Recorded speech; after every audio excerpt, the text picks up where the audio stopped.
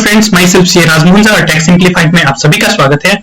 Friends, 28 में 2021 को government ने 43rd काउंसिल मीटिंग में एमनेस्टी स्कीम लाया था एंड वो एमनेस्टी स्कीम में कुछ जो हमारा टेक्निकल ग्लिचेस, उसमें कुछ टेक्निकल ग्लिचेस आ रहे हैं, वही टेक्निकल ग्लिचेस आज आप सभी के सामने हम प्रेजेंट करने जा रहे हैं।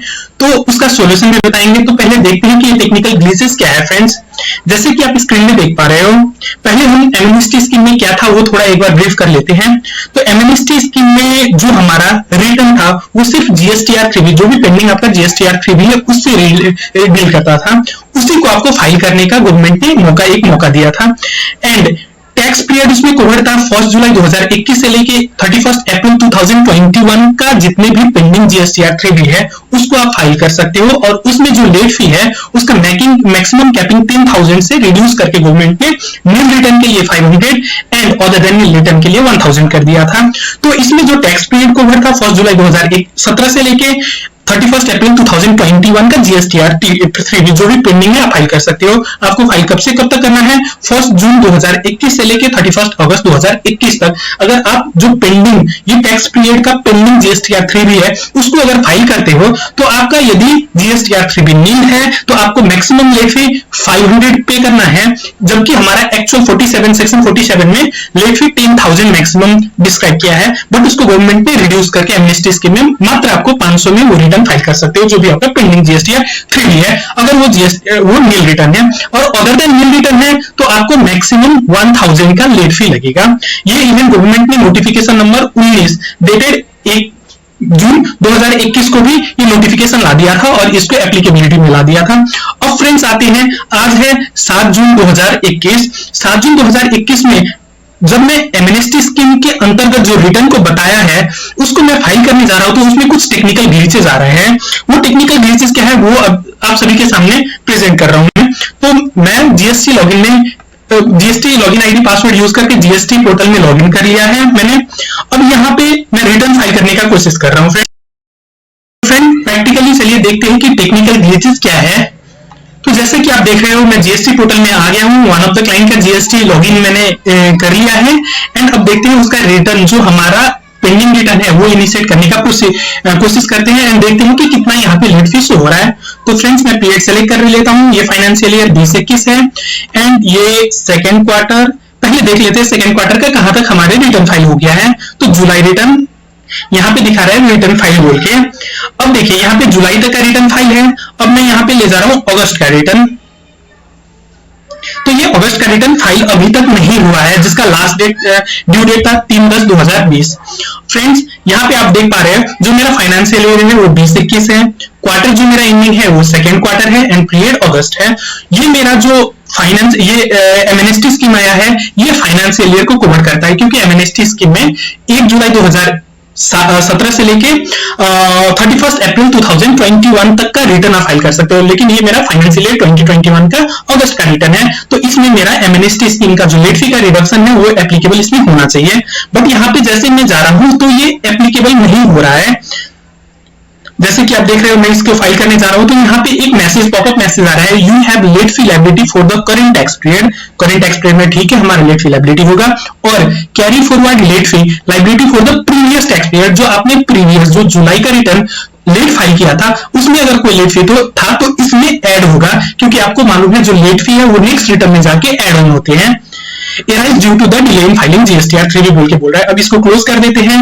अब इसको आगे बढ़ते हैं। ये हमारा ये जो नील रिटर्न है नील रिटर्न हो ही नहीं सकता। नील रिटर्न क्यों नहीं है? क्योंकि इसमें लेट फी है। प्रीवियस हमने जो जुलाई का रिटर्न इसमें फाइल किया था, जो टैक्स पेयर है उन्होंने जो जुलाई का रिटर्न फाइल किया था वो भी लेट फाइल किया था, उसीलिए सिस्टम ने लेट फी कंप्यूट कर दिया है और वो अगस्त का रिटर्न में ऐड कर दिया है। तो ये नील रिटर्न फाइल नहीं हो सकता। तो इसको चलिए करते हैं विदाउट नील रिटर्न। तो मैक्सिमम इसका लेट फी कितना होना चाहिए? वो 1000 होना चाहिए।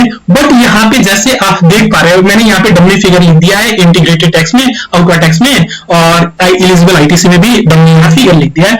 बट जो मेरा इंटरेस्ट एंड लेट फी यहाँ शो हो रहा है आप देख पा रहे हो स्क्रीन में वो 5000 एंड 5000 हो रहा है। अब फ्रेंड्स यहाँ पे होना क्या चाहिए, मेरा मैक्सिमम 1000 रुपीज 500 रुपीज होना चाहिए लेट फी, बट यहाँ पे 5000 शो कर रहा है और यहाँ पे एडिट भी नहीं कर पा रहा हूँ। इसको आपको आगे तक दिखा देता हूँ कि जैसे मैं इसको फर्दर रिटर्न फाइल करने का कोशिश कर रहा हूँ।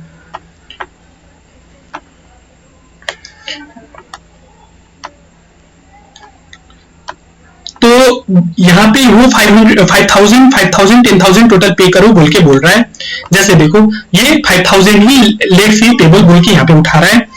तो फ्रेंड्स अब ये क्यों हो रहा है और इसका क्या सॉल्यूशन हो सकता है उसके बारे में डिस्कस कर लेते हैं। तो इसका मेन रीजन ये है कि जो आपने प्रीवियस रिटर्न फाइल किया था, प्रीवियस रिटर्न कौन सा था मेरा, ये मैंने अभी अगस्त 2020 का रिटर्न खोल रखा है, तो इसका प्रीवियस रिटर्न जो है वो जुलाई 2020 है। जुलाई 2020 में भी आपका लेट फी एप्लीकेबल हो रहा था और जो आपका लेट फी था उस टाइम में जो लेट फी बन रहा था उस एक्ट के प्रोविजन आपका 5000 मैक्सिमम कैपिंग 10,000 का लेट फी बन रहा था, उसीलिए यहाँ पे 5000 का लेट फी शो हो रहा है। एंड अगर ये 5000 का मैं लेट फी जैसे पे कर देता हूं एंड नेक्स्ट सितंबर का रिटर्न अगर फाइल करने जाता हूं तो अगस्त का लेट फी सितंबर वाले रिटर्न में आएंगे, तो वहां पे सिर्फ आपको 500 एंड 500 मैक्सिमम 1000 का ही लेट फी शो होगा, वहां पे आपको 10,000 का लेट फी शो नहीं होगा। तो वो आई होप फ्रेंड्स आपको जो क्वेरी है, जो टेक्निकल फ्रेंड्स आप लोगों के सामने जो भी टेक्निकल ग्लिचेस आ रहा था वो मैंने सामने रख दिया। अब बात करते हैं कि इसका सॉल्यूशन क्या होना चाहिए। तो मैंने जीएसटी हेल्प डेस्क में भी इसके रिगार्डिंग बात करके देखा, बट वो बोल रहे थे कि जो भी आपका reduction in late fee in amnesty scheme आया है वो कोई भी जीएसटी रिटर्न जो आपने फाइल नहीं किया है उसके लेट फी के रिगार्डिंग है, ना कि कोई रिटर्न आपने फाइल कर दिया एंड वो जो एक्यूमुलेट हो रहा है लेट फी उसके regarding.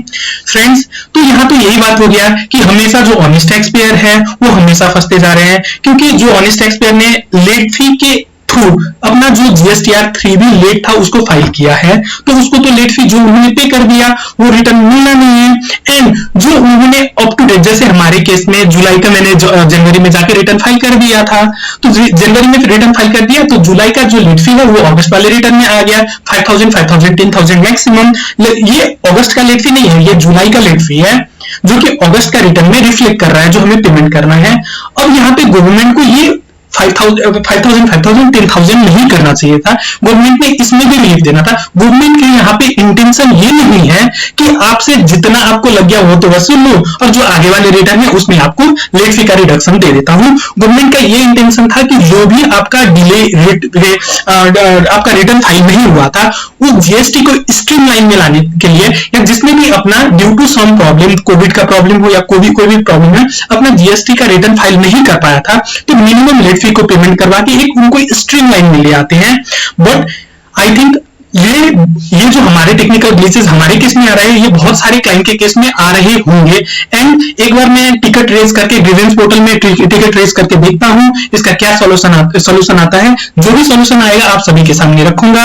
And I hope government ने ये जो यहाँ पे हमारे पोर्टल में 10,000 का लेट फी दिख रहा है इसको रिड्यूस करके 500 मैक्सिमम कर देना चाहिए, क्योंकि ये निल रिटर्न वगैरह फाइल हो रहा है और मैक्सिमम वो करेगा तो 1000 कर देना चाहिए।